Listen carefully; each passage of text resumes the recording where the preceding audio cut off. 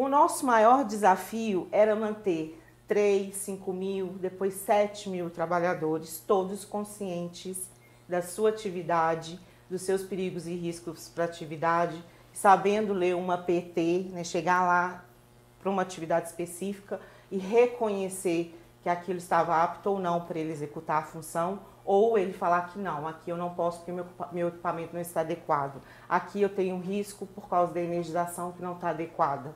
Então, isso é o maior desafio. E como que a gente consegue isso? Né? Como educador, eu vou voltar a falar, é educação, né? E a educação é formação, e a educação é qualificação. E aí a gente vai ter aí um trabalho de conscientização contínua, né, Bruna? E essa conscientização ela vai passar desde os treinamentos, desde a formação e o dia a dia, DDS participativos e, sobretudo, o mais importante, o engajamento da alta direção e liderança. Eu falo que se não for um valor inegociável para a organização, já é um dificultador.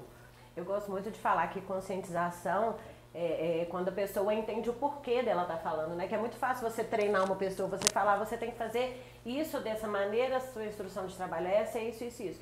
Se a pessoa entende o porquê dela estar fazendo aquilo, ela vai muito mais fácil, né? Esse ano, em fevereiro de 24 agora, a gente teve uma atualização, uma emenda, né, de algumas normas ISO do anexo SL, e ela traz uma consideração importante que a gente tem que avaliar de risco, que isso já deveria estar em muitas empresas, já devia ter mapeado esse risco, mas é importante a gente colocar também agora as mudanças climáticas, porque o cenário que a gente está atualmente, isso vai ser cada vez mais frequente, né? Então é importante que a gente observe isso, principalmente quando a gente tem o foco da segurança do colaborador, quando eu tenho segurança com o colaborador ali no campo, né? Por exemplo, ele está exposto a diversos riscos ambientais, mas agora vai ficar cada vez mais frequente, por exemplo, questão de tornados, quando eu estou mais fora do Brasil, né? Ou enchentes, é o que a gente está vendo no Rio Grande do Sul. Temperaturas, as nossas temperaturas estão se elevando, então a gente tem que ficar atento a isso, colocar medidas para a gente mitigar esses riscos, né? E eu acho muito importante a gente avaliar isso em todos os contextos, principalmente ali quando a gente fala de riscos que as mudanças climáticas vão trazer aí aos longos dos próximos anos. Então, quando a norma fala que a responsabilidade agora tem que ser disseminada para todos, ela está querendo falar que é o compromisso da empresa, a responsabilidade dela com a saúde e segurança. Então, isso tem que estar já na cultura organizacional e ser uma responsabilidade da minha atividade.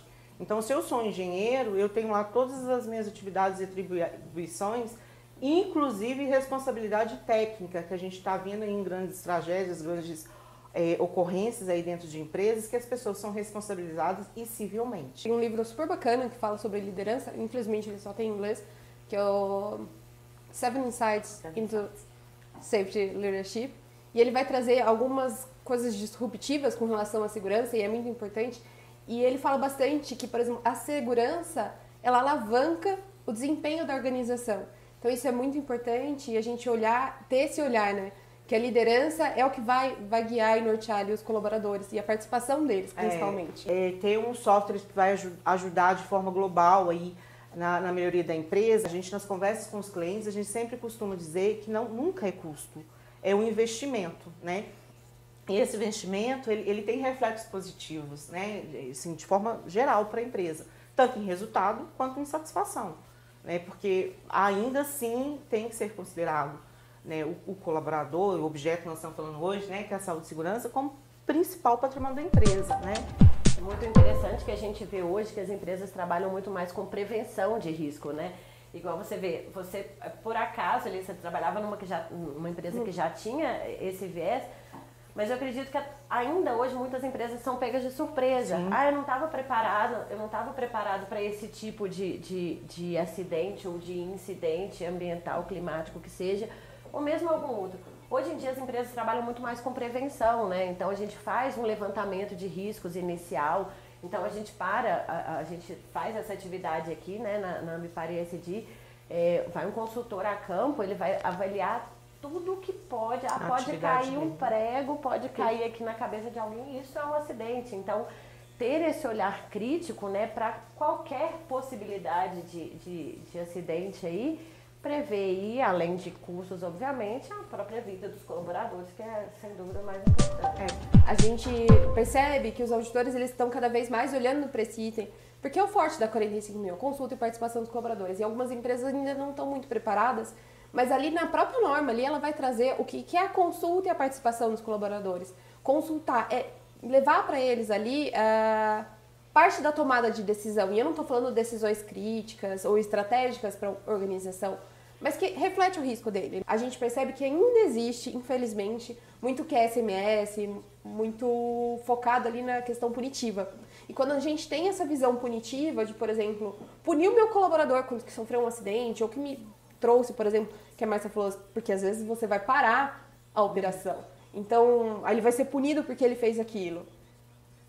Vai desgastar e o colaborador não vai trazer para você qual que é a avaliação de risco. E aí ele vai sofrer um acidente ou alguém vai sofrer um acidente e ele não vai ter abertura, por exemplo, para falar que ele já tinha identificado aquele risco lá atrás e você não conseguiu mitigar. Porque se eu tenho um cara que chegou lá na frente de trabalho dele, pegou a PT dele, identificou o risco, viu que estava um equipamento inseguro ou falar, sei lá, uma área de espaço confinado não está adequada, ele falou aqui, eu não tenho condições de fazer essa atividade, a gente não pode fazer, chama o supervisor dele, e eles averiguam isso, vai chegar numa gerência para falar que não vai fazer, tá perfeito, deu certo.